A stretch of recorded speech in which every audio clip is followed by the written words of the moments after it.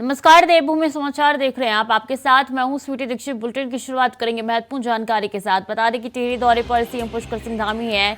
नई टिहरी को करोड़ों की सौगात देंगे सीएम पुष्कर सिंह धामी। 400 करोड़ की परियोजनाओं का करेंगे लोकार्पण और शिलान्यास। रोड शो और जनसभा भी करेंगे सीएम पुष्कर सिंह धामी। तो टीला साहिब गुरुद्वारे में मत्था टेकेंगे सीएम। वीर बाल दिवस के मौके पर गुरुद्वारे जाएंगे सीएम पुष्कर सिंह धामी। नई टिहरी को करोड़ों की सौगात देने जा रहे हैं CM Pushkar Singh Dhami. Road show और जनसभा भी करेंगे सीएम पुष्कर सिंह धामी। तो महत्वपूर्ण जानकारी आप तक पहुंचा रहे हैं, जहां 400 करोड़ की परियोजनाओं का लोकार्पण और शिलान्यास करेंगे।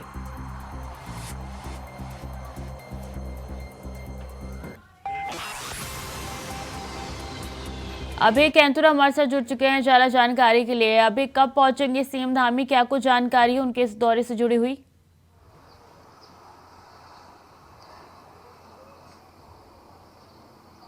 अभी आवाज आ रही है? तकनीकी खामी है, दोबारा जोड़ने का प्रयास करेंगे। तो बता दें कि रोड शो और जनसभा भी करेंगे सीएम पुष्कर सिंह धामी। नई टिहरी दौरे पर रहने वाले हैं सीएम पुष्कर सिंह धामी और गुरुद्वारे भी जाएंगे। वीर बाल दिवस के मौके पर जाके मत्था टेकेंगे। तो करोड़ों की सौगात प्रदेश के मुखिया देने जा रहे हैं। 400 करोड़ की परियोजनाओं का लोकार्पण भी करेंगे। रोड शो और जनसभा भी सीएम पुष्कर सिंह धामी द्वारा किया जाएगा। तो बता दें कि वीर बाल दिवस के मौके पर जाएंगे गुरुद्वारे सीएम पुष्कर सिंह धामी। करोड़ों की सौगात भी देंगे और कई काम ऐसे चल रहे हैं जिनका जायजा भी उनकी तरफ से लिया जाएगा।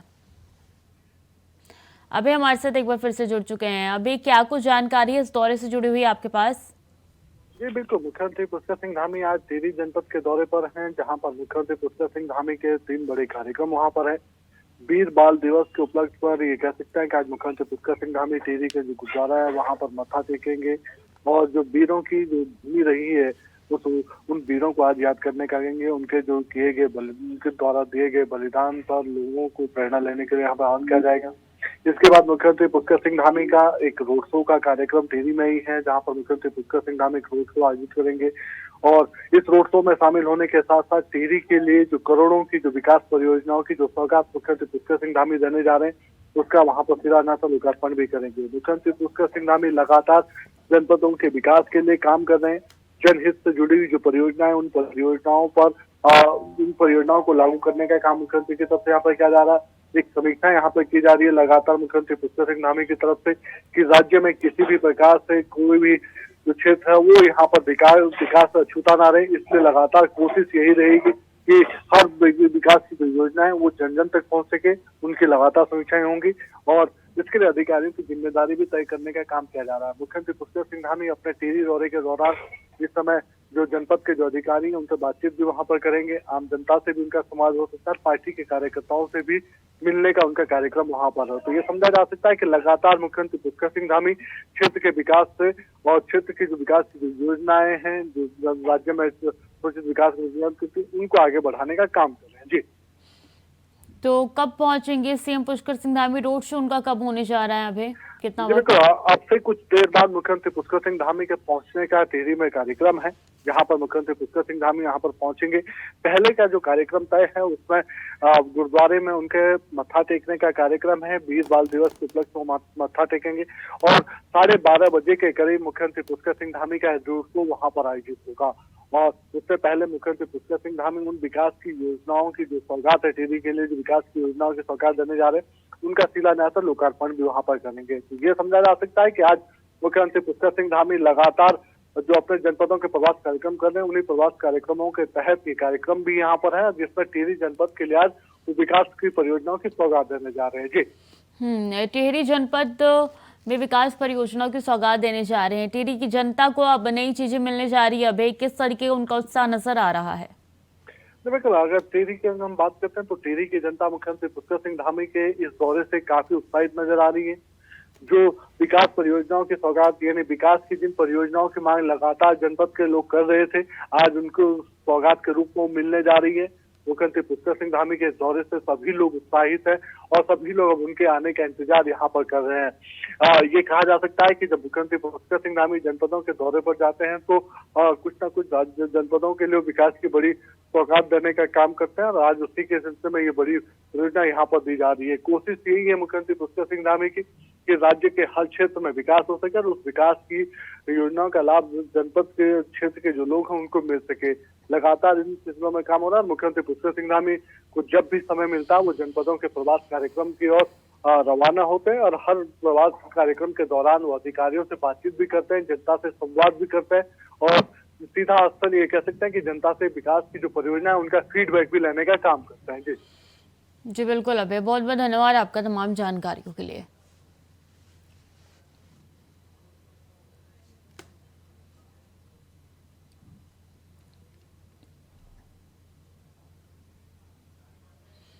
और खबर रुड़की से है, जहां मंगलौर के लहबोली गांव में ईंट भट्टे पर दीवार गिरने से बड़ा हादसा हो गया। दीवार के मलबे के नीचे दबने से लगभग आधा दर्जन मजदूरों की मौत हो गई। 5 शवों को रेस्क्यू कर बाहर निकाला गया, जबकि एक मजदूर की इलाज के दौरान ही मौत हो गई। एसएसपी हरिद्वार ने मामले की जानकारी दी।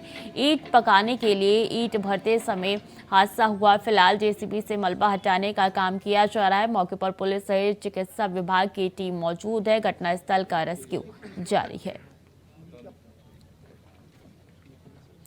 तुषार हमारे साथ जुड़ चुके हैं ज्यादा जानकारी के लिए। तुषार, अभी क्या स्थिति है मौके पर? रेस्क्यू अभियान क्या अभी भी चल रहा है?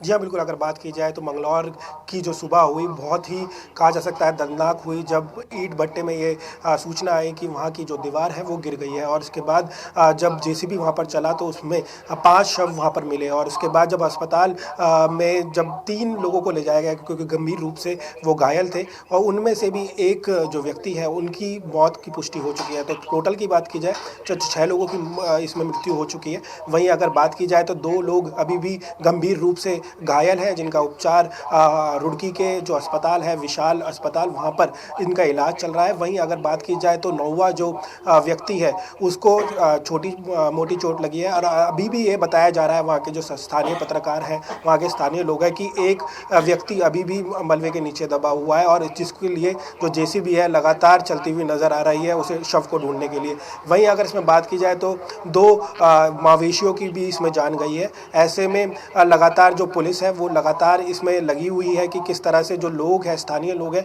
उनको शांत कराया जाए और साथ साथ जो अंतिम जो प्रक्रिया है, अंतिम संस्कार की प्रक्रिया है वो भी शुरू की जाए। क्योंकि ऐसे में जब उनकी मृत्यु शव की बात की जाए तो लोग वहाँ पर शव लेकर ही बैठ गए हैं और उनकी मांग है कि जो ये कहा जा सकता है जो ये पूरी भट्टी थी वो मानकों के बिल्कुल विपरीत थी और इसके पर भी कार्रवाई की जाए। जो भट्टी का कहा जा सकता है कि जो करता धरता था कार्यकर था उस वक्त वो वहाँ से फरार हो चुका है। वहीं अगर आप पूरे अपडेट की बात की जाए तो अभी तक 6 शव माना जा रहा है, 6 लोगों की मौत हो चुकी है, पूरी पुष्टि हो चुकी है। साथ साथ एक व्यक्ति की अभी तलाश चल रही है कि वो माना जा रहा है कि मलबे के नीचे है।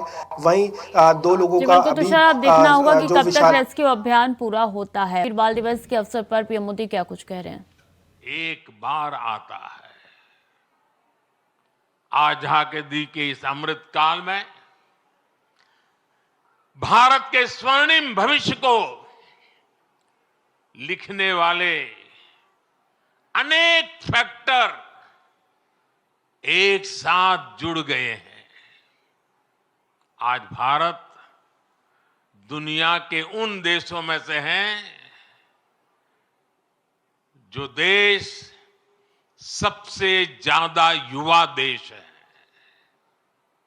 इतना युवा तो भारत अपनी आजादी की लड़ाई के समय भी नहीं था। जब उस युवा शक्ति ने देश को आजादी दिलाई तो ये विशाल युवा शक्ति देश को जिस ऊंचाई पर ले जा सकती है वो कल्पना से भी परे है।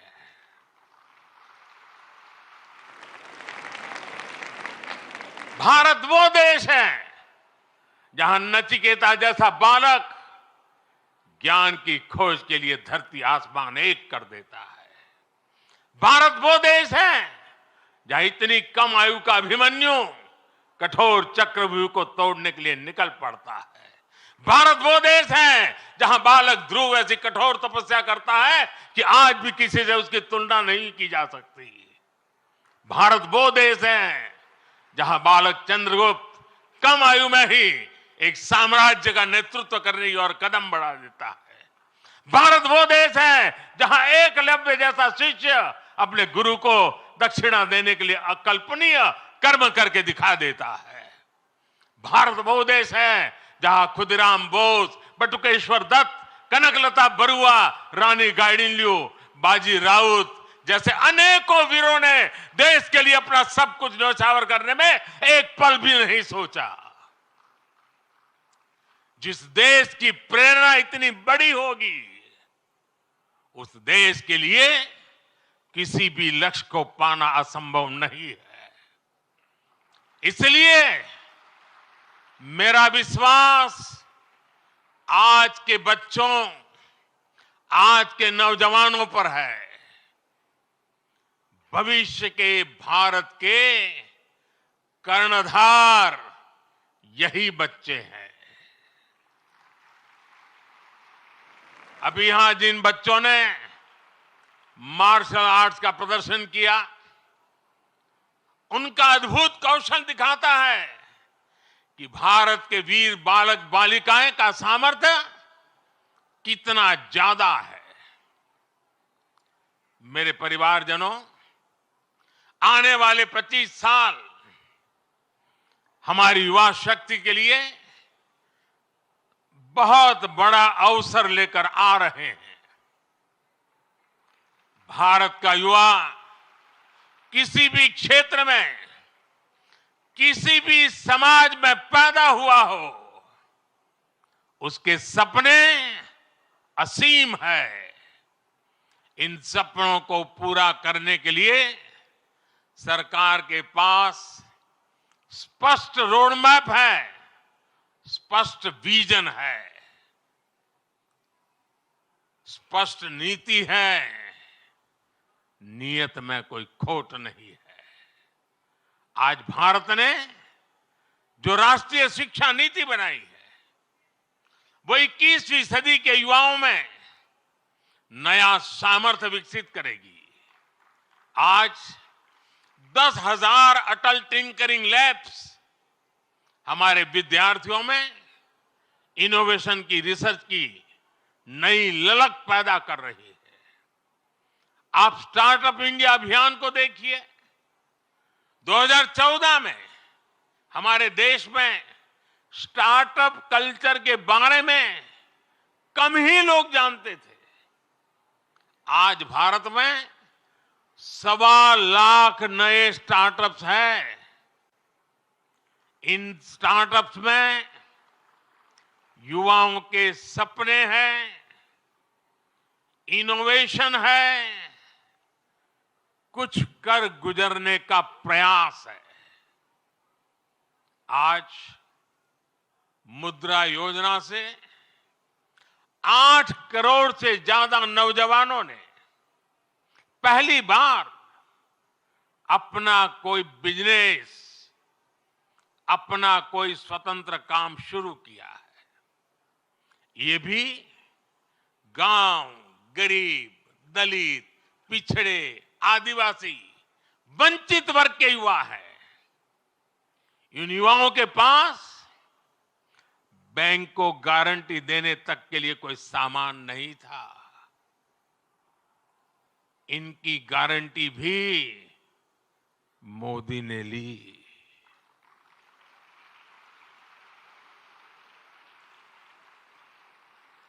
हमारी सरकार इनकी साथी बनी।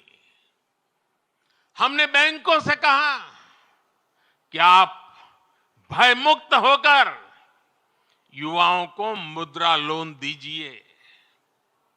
लाखों करोड़ रुपए का मुद्रा लोन, इसे पाकर करोड़ों युवाओं ने आज अपना भाग्य बदल दिया है। साथियों, हमारे खिलाड़ी आज हर इंटरनेशनल इवेंट में नए रिकॉर्ड बना रहे हैं। इसमें से अधिकतर युवा गांवों से कस्बों से, गरीब और निम्न मध्यम वर्गीय परिवारों से ही है। इनको खेलो इंडिया अभियान से घर के पास ही बेहतर खेल सुविधाएं मिल रही है। पारदर्शी चयन प्रक्रिया और आधुनिक ट्रेनिंग के लिए उचित व्यवस्था मिल रही है। इसलिए गांव गरीब के बेटे बेटी भी तिरंगे की शान बढ़ा रहे हैं। ये दिखाता है कि जब युवा हित को प्राथमिकता मिलती है तो परिणाम कितने शानदार होते हैं। साथियों, आज जब मैं भारत को तीसरे नंबर की अर्थव्यवस्था बनाने की बात करता हूं तो उसके सबसे बड़े लाभार्थी मेरे देश के युवा ही हैं। तीसरे नंबर की आर्थिक ताकत होने का मतलब है बेहतर स्वास्थ्य, बेहतर शिक्षा। तीसरे नंबर की आर्थिक ताकत होने का मतलब है अधिक अवसर, अधिक रोजगार। तीसरे नंबर की आर्थिक ताकत होने का मतलब है quality of life, quality of products. साल 2047 का विकसित भारत कैसा होगा, उस बड़े कैनवास पर बड़ी तस्वीर हमारे युवाओं को ही बनानी है। सरकार एक दोस्त के रूप में, एक साथी के रूप में आपके साथ मजबूती से खड़ी हुई है।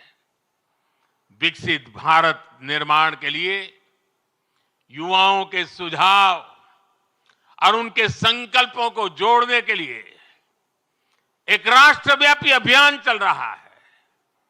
मैं सभी नौजवानों से माय गॉव पर विकसित भारत से जुड़े सुझाव साझा करने का फिर से आग्रह करूंगा। देश की युवा शक्ति को एक ही प्लेटफॉर्म पर लाने के लिए एक और बहुत बड़ा मंच, एक बहुत बड़ी संस्था सरकार ने बनाई है। ये संगठन है, ये मंच है मेरा युवा भारत, यानी माय भारत। ये मंच अब देश की युवा बेटियों और बेटों के लिए एक बहुत बड़ा संगठन बनता जा रहा है। आजकल जो विकसित भारत संकल्प यात्राएं चल रही है, उनके दौरान भी लाखों युवा इस माय भारत प्लेटफॉर्म पर रजिस्टर कर रहे हैं। मैं देश के सभी युवाओं से फिर कहूंगा कि आप माय भारत पर जाकर खुद को जरूर रजिस्टर करें। मेरे परिजनों, आज वीर बाल दिवस पर मैं देश की सभी नौजवानों से, सभी युवाओं से अपने स्वास्थ्य को सर्वोच्च प्राथमिकता देने का आग्रह करूंगा। जब भारत का युवा फिट होगा तो वो अपने जीवन में, अपने कैरियर में भी सुपरहिट होगा।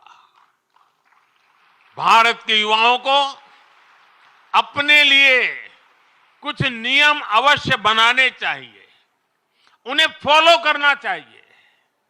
जैसे आप दिन में या सप्ताह में कितनी फिजिकल एक्सरसाइज करते हैं, आप सुपर फूड मिलेट्स, श्री अन्न के बारे में जानते हैं, लेकिन क्या आपने इस डाइट में शामिल कर रखा है? डिजिटल डिटॉक्स करने पर आप कितना ध्यान देते हैं? आप अपनी मेंटल फिटनेस के लिए क्या करते हैं?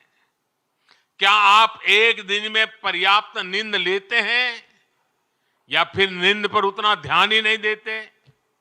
ऐसे बहुत सारे सवाल हैं जो आज की आधुनिक युवा पीढ़ी के सामने चुनौती बनकर खड़े हैं। एक और बहुत बड़ी समस्या भी है जिस पर एक राष्ट्र के रूप में, एक समाज के रूप में हमें ध्यान देने की जरूरत है।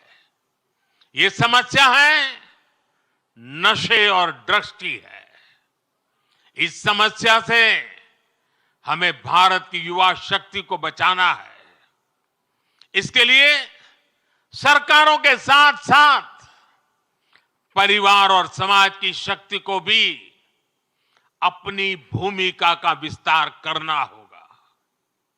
मैं आज वीर बाल दिवस पर सभी धर्मगुरुओं और सभी सामाजिक संस्थानों से भी आग्रह करूंगा कि देश में ड्रग्स को लेकर एक बड़ा जन आंदोलन हो।